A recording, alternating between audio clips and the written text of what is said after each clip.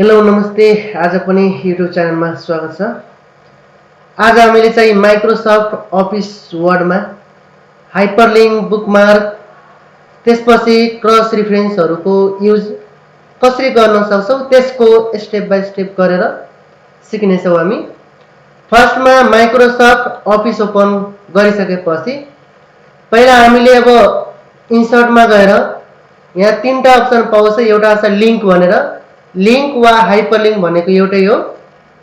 यसको चाहिँ shortcut key भनेको कन्ट्रोल प्लस के छ। हाइपरलिङ्कको काम के हो भने जस्तै हामीले यहीँबाट वर्डबाटै पहिला सेभ गरेको डकुमेन्टहरू, पिक्चरहरू डाइरेक्ट हामी वर्डबाटै ओपन गराउन सक्छौं हामी।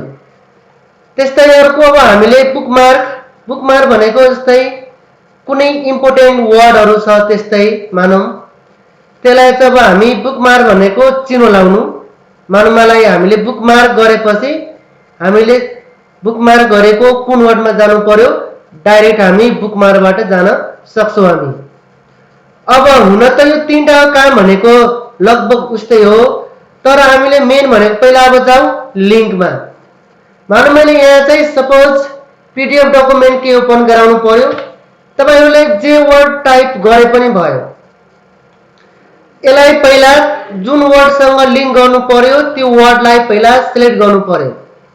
सिलेक्ट गरिसकेपछि हामी लिङ्कमा जान्छौं। हामी लिङ्कमा गइसकेपछि यहाँबाट हामीले के गर्नु पर्यो त इन्सर्ट लिङ्क। लिङ्कमा गइसकेपछि अब हामीले के निकाल्नु पर्यो त अहिले डकुमेन्ट निकाल्नु पर्यो। अब डकुमेन्ट निकाल्नु पर्यो भने पहिला अब हामीले प्लेस दिस डकुमेन्ट वा क्रिएट न्यू डकुमेन्टमा क्लिक गरे पनि भयो। हामी कहाँ जानु पर्यो त एक्जिस्टिङ फाइल और वेब पेजमा। यहाँ गइसकेपछि अब हामीले सेभ गरेको डकुमेन्टहरू यहाँबाट खोज्न चाहिँ पाउँछौं हामी। जस्तै मानौं मैले सेभ गरेको, जस्तै अब मानौं मैले अब डी मा छ भने डी मा गएर मैले यहाँबाट जस्तै मानौं मैले यो डकुमेन्टलाई ओपन गराउनु पर्यो, यसलाई चुज गरेर हामीले के गर्नु पर्यो त ओके। ओके गरिसकेपछि यहाँ चाहिँ यसको कलर आफै चेन्ज हुन्छ। अब यसमा माउसको एरो लग्यो भने यहाँ आफै सो हुन्छ नोटिसमा control plus click to follow link भनेपछि यो लिङ्कलाई ओपन गर्नको लागि कन्ट्रोललाई के गर्नु पर्यो त थिचिराख्नु पर्यो। कन्ट्रोललाई थिचिराखेर माउसको लेफ्ट क्लिक गर्नुपर्छ।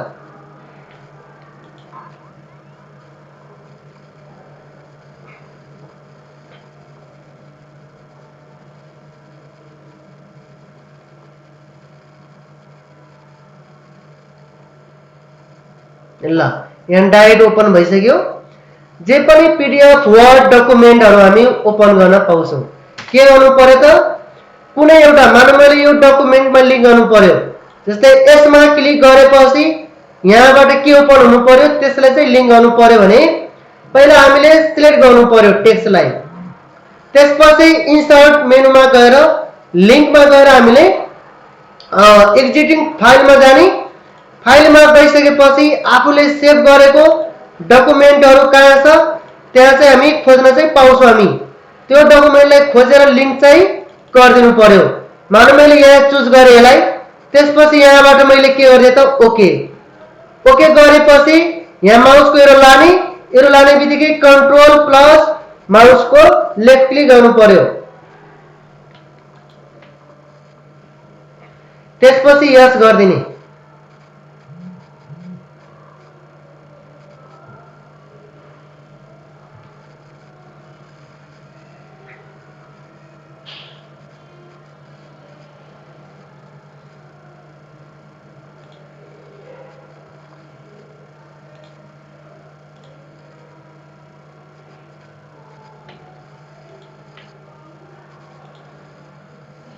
ल यहाँ चाहिँ ओपन भइसक्यो।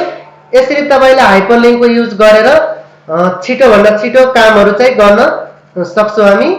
अर्को अब हामीले पाउँछौं बुकमार्कको। बुकमार्क भनेको चिनो लाउने हो।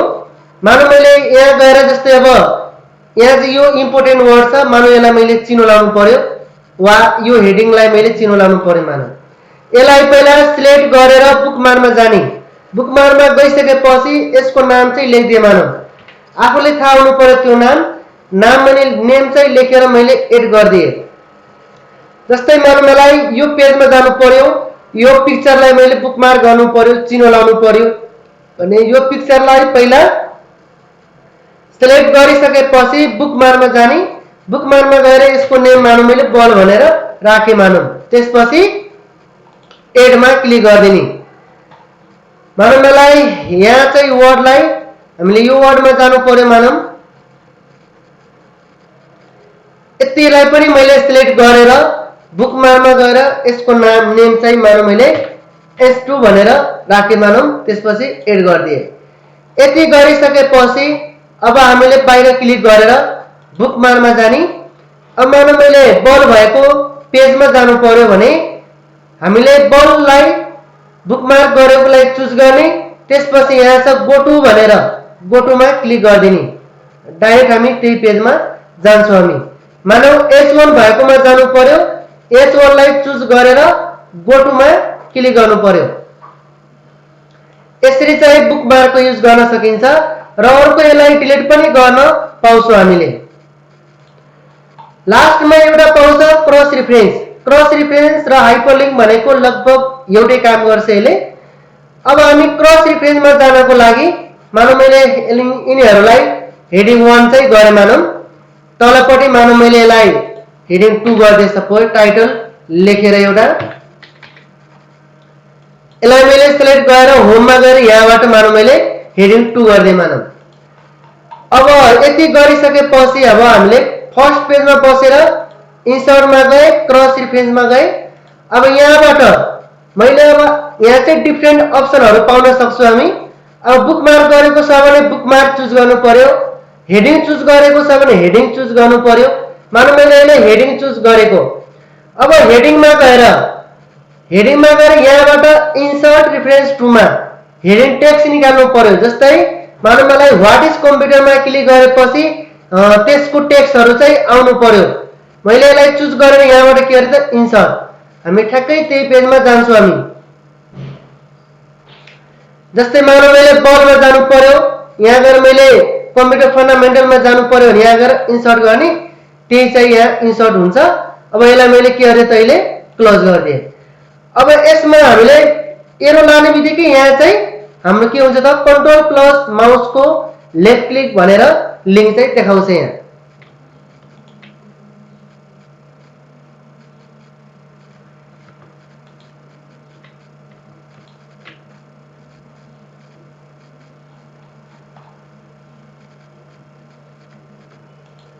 ल डाइरेक्ट कन्ट्रोल माउसको लेफ्ट क्लिक गर्ने बित्तिकै त्यही च्याप्टरमा आइपुग्यो हामी।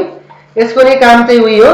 जस्तै यसलाई फोटोमा पनि गर्न मिल्छ। जस्तै मानौ मैले वा बुकमार्क अघि गरेको ल बुकमार्क मैले गरेको कति कति पेज नम्बरमा छ हेर्न पनि पाउँछौँ हामी। फर्स्टमा त्यो गर्नको लागि हामीले यो क्रसर सबैभन्दा टपमा राख्ने, क्रस रिफरेन्समा गए। अघि मैले हेडिङ चुज गरेको थियो, त्यही भएर हेडिङको गरेको थियो। अहिले अब हामीले बुकमार्क गरेको हो, मैले बुकमार्कमा क्लिक गरेँ। बुकमार्क टेक्स्ट गरे पनि भयो वा पेज नम्बर हेर्नु पर्यो भने ल मानौ बल लेखेको पेज कतिमा छ बल लेखेर इन्सर्ट गर्ने, ठ्याक्कै 3 पेजमा रहेछ। अब यहाँ मैले इन्टर गरेँ। अरु पनि जस्तै अब हामीले H1 कुन पेजमा छ इन्सर्ट गर्न पाउँछौँ यसलाई। त्यस्तै इन्टर गरेर H2 लेखेको कुन पेजमा छ इन्सर्ट गर्न पायो। यहाँबाट हामी पेज नम्बर मजाले हेर्न पाउँछौँ हामी। यो तीनटाको युज भनेको लगभग सेमै हो। यसरी मजाले हामीले तीनटाको युज चाहिँ गर्न सक्छौं हामी माइक्रोसफ्ट अफिस वर्डमा। एकचोटी अझै पनि हेरौं।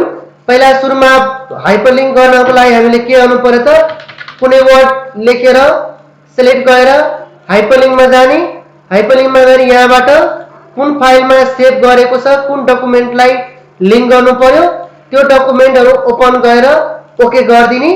ओके गर्ने बित्तिकै यहाँ चाहिँ माउसको एरो लाने, लिंक गरेकोमा कन्ट्रोल प्लस माउसको लेफ्ट क्लिक गर्दिने, एस मा क्लिक गर्ने।